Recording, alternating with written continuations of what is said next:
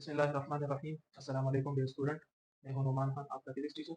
Dear student, आज हम class first year का फिजिक्स शुरू करेंगे, जिसका पहला चैप्टर है मेजरमेंट्स। तो डियर स्टूडेंट्स, आज का लेक्चर हमारा इंट्रोडक्टरी होगा।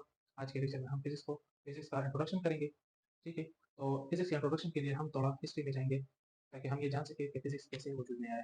डियर स्टूडेंट्स, अगर हम हज़ारों साल पहले देखें, जब इंसान ने इस यूनिवर्स को देखा, इसके मुख्तलिफ फिनामिनास को देखा, फॉर एग्जांपल ये चीज़ें खुद बहुत क्यों ज़मीन की तरफ गिरती है, या ये चीज़ें ज़मीन क्यों अपनी तरफ गिरती है, फॉर एग्जांपल दिन आता है, रात आता है। इन सब फिनामिनास को देख के इंसान बहुत हैरान था कि ये सब कुछ क्या चल रहा है और ये कैसे हो रहा है। तो उनके ज़हन में ये मुख्तलिफ क्वेश्चंस पैदा हुए, और इन क्वेश्चंस को सॉल्व करने के लिए इंसान ने जद्दोजहद स्टार्ट किया, स्टडी शुरू किया इस यूनिवर्स के बारे में। और इस यूनिवर्स के बारे में बहुत सा नॉलेज इकट्ठा किया। उस वक़्त लोगों ने बहुत कंट्रीब्यूशन की इस यूनिवर्स के को स्टडी करने के बारे में किया। तो उस नॉलेज को उस वक़्त कहा गया नेचुरल फिलॉसफी। ये शुरू की बात है। फिर वक़्त गुज़रने के साथ-साथ लोगों में क्यूरियोसिटी बढ़ गई। तो लोगों ने और नॉलेज इकट्ठा करना शुरू कर दिया इस यूनिवर्स के बारे में। और हत्ता कि इतना नॉलेज इकट्ठा किया कि अब ये ज़रूरत महसूस हुई कि अब इस नेचुरल फिलॉसफी को हम डिवाइड करें 2 कैटेगरीज़ में। तो इस नेचुरल फिलॉसफी का जो एक कैटेगरी था, उसे कहा गया फिजिकल साइंसेज़, और जो दूसरा था उसे कहा गया बायोलॉजिकल साइंसेज़। तो अब डियर स्टूडेंट्स, फिजिकल साइंसेज़ में क्या था? फिजिकल साइंसेज़ में जितना सारा नॉन लिविंग थिंग्स के बारे में जितना भी नॉलेज था, उनको रखा गया फिजिकल साइंसेज़ में। ठीक है स्टूडेंट्स? और जो लिविंग थिंग्स के बारे में जितना भी नॉलेज था उस वक़्त, उसे रखा गया बायोलॉजिकल साइंसेज़ में। ठीक है? अब वक़्त गुज़रने के साथ-साथ ये चीज़ें और बढ़ रही थी। ये चीज़ें वक़्त गुज़रने के साथ-साथ ये नॉलेज और बढ़ रहा था वक़्त गुज़रने के साथ-साथ। तो फिर ये ज़रूरत महसूस हुई कि अब हम इन फिजिकल साइंसेज़ और बायोलॉजिकल साइंसेज़ इसको इकट्ठा स्टडी नहीं कर सकते। यानी हम फिजिकल साइंसेज़ को अब इकट्ठा नहीं कर सकते, स्टडी नहीं कर सकते। सिमिलरली बायोलॉजिकल साइंसेज़ को भी इकट्ठा नहीं कर सकते। बायोलॉजिकल साइंसेज़ के भी मुख्तलिफ ब्रांचेस बनाए, उस वक़्त बनाए, और बायोलॉजिकल साइंसेज़ के भी मुख्तलिफ ब्रांचेस बन गए, और सिमिलरली फिजिकल साइंसेज़ के भी मुख्तलिफ ब्रांचेस बन गए। तो जो फिजिकल साइंसेज़ में था, फिजिकल साइंसेज़ में जितने भी सब्जेक्ट थे वो कौन से थे? उनमें था केमिस्ट्री, फिजिक्स, जियोलॉजी, एस्ट्रोनॉमी। तो डियर स्टूडेंट्स, हमारा जो टॉपिक है वो है फिजिक्स, जो कि आज का हमारा लेक्चर है इंट्रोडक्शन टू फिजिक्स। तो डियर स्टूडेंट्स, अब हम ये जानेंगे कि ये फिजिक्स क्या है। तो डियर स्टूडेंट, डेफिनेशन फिजिक्स का ये है, physics is the branch of science which deal with the study of matter, energy and there mutual relationship. ये फिजिक्स का डेफिनेशन है। इसमें क्या कहता है कि फिजिक्स साइंस का वो ब्रांच है जिसमें हम एनर्जी मैटर, एनर्जी और एनर्जी का जो बाहमी ताल्लुक है, उनको हम स्टडी कर रहे हैं फिजिक्स में। तो डियर स्टूडेंट्स, अब ये चीज़ मैटर क्या है, एनर्जी क्या है, और उसका बाहमी रिलेशनशिप क्या है। तो डियर स्टूडेंट, अगर हम मैटर को देखें, मैटर हर वो चीज़ होता है जिसका कुछ ना कुछ मास होता है, जिसका मास हो और साथ में वॉल्यूम भी हो। फॉर एग्जांपल, अगर हमारे पास ये मार्कर है, इसका मास भी है और इसका वॉल्यूम भी है, इसमें कुछ जगह भी दे दिया है। ठीक है, तो ये क्या हुआ? मैटर हुआ। ठीक है, अब मैटर के हमारे पास 3 स्टेट्स होते हैं।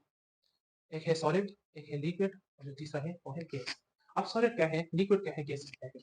सॉलिड हर वो चीज़ होता है जो अपना शेप मेंटेन रख सकता है। फॉर एग्जांपल, ये मार्कर है, इसका शेप चेंज नहीं होता। ठीक है, तो ये क्या है? ये सॉलिड है। और लिक्विड क्या होता है? लिक्विड और गैसेस ऐसी चीज़ें हैं जिसका कोई ख़ास शेप नहीं होता, और लिक्विड का वॉल्यूम भी होता है और इसका मास भी होता है। तो ये क्या हुआ? ये भी मैटर हुआ। सिमिलरली सॉलिड का भी वॉल्यूम होता है, मास होता है। गैस का भी वॉल्यूम होता है, मास होता है। तो ये क्या है? ये सारे मैटर है, लेकिन मैटर के डिफरेंट स्टेट्स हैं, डिफरेंट हालत होते हैं। मैटर हमारे पास इन 3 हालतों में मौजूद होता है।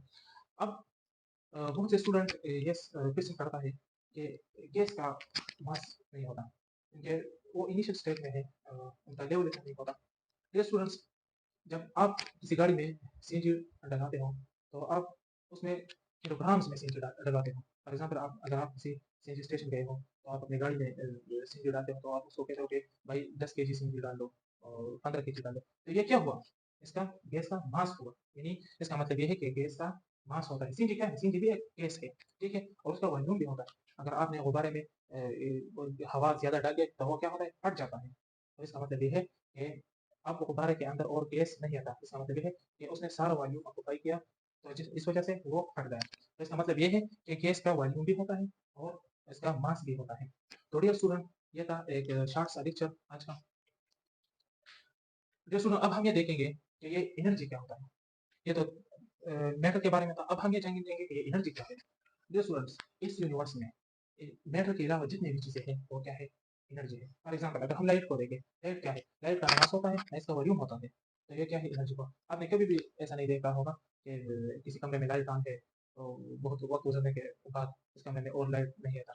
ठीक है, तो लाइट का इससे ये मालूम हुआ कि लाइट का ना कोई मास होता है और ना इसका कोई वॉल्यूम होता है। सिमिलरली अगर हम हीट को देखें तो हीट का भी ना कोई मास होता है ना इसका कोई वॉल्यूम होता है, तो फिर ये क्या हुआ, ये एनर्जी है, एनर्जी का एक फॉर्म है। सिमिलरली अगर हम साउंड को देखें, साउंड भी क्या है, ये एनर्जी है। ठीक है, और एनर्जी हमारे पास क्या करते हैं, एनर्जी हमारे पास काम करने की सलाहियत को हम क्या कहते हैं, एनर्जी कहते हैं। ठीक है, तो ये था एनर्जी। अब हम स्टूडेंट ये देखेंगे कि एनर्जी और मैटर का म्यूचुअल रिलेशनशिप, इसका क्या मतलब है। ये स्टूडेंट्स, म्यूचुअल रिलेशनशिप का मतलब ये है कि हम मैटर को एनर्जी में तब्दील कर सकते हैं और एनर्जी को मैटर में कन्वर्ट कर सकते हैं। ये आप लोग बहुत खूब सेकंड ईयर में पढ़ोगे, वहाँ पे आपके पास टॉपिक होगी न्यूक्लिएशन है, इसमें है प्यारा न्यूक्लिएशन है, इसमें है न्यूक्लिएशन रिएक्शंस। उसमें आप पढ़ोगे कि मास कैसे या मैटर कैसे एनर्जी को कन्वर्ट होता है, एनर्जी में कन्वर्ट होता है, कि मास के मैटर कैसे एनर्जी में कन्वर्ट होता है। और सिमिलरली एक और टॉपिक भी है वहाँ पे, पेयर प्रोडक्शन है, इसमें आप ये पढ़ोगे कि एनर्जी कैसे मैटर में, मैटर को कन्वर्ट होता है या मैटर में कन्वर्ट होता है। ठीक है, तो डियर स्टूडेंट, ये इसका म्यूचुअल रिलेशनशिप है और ये था आज का लेक्चर थोड़ा सा। तो डियर स्टूडेंट्स, ये म्यूचुअल रिलेशनशिप है मैटर और एनर्जी के दरमियान। ठीक है, तो डियर स्टूडेंट्स, ये था आज का लेक्चर, शॉर्ट सा लेक्चर था, इंट्रोडक्टरी लेक्चर था, इंट्रोडक्टरी। ये एक आज का ये एक शॉर्ट सा लेक्चर था, इंट्रोडक्टरी लेक्चर था। इसमें हमने यह जाना कि फिजिक्स कैसे वजूद में आया। ठीक है, तो मेरे ख्याल में आज के लिए ये काफ़ी है। मिलते हैं नेक्स्ट लेक्चर में, तब तक के लिए इजाज़त दीजिए। अल्लाह हाफ़िज़।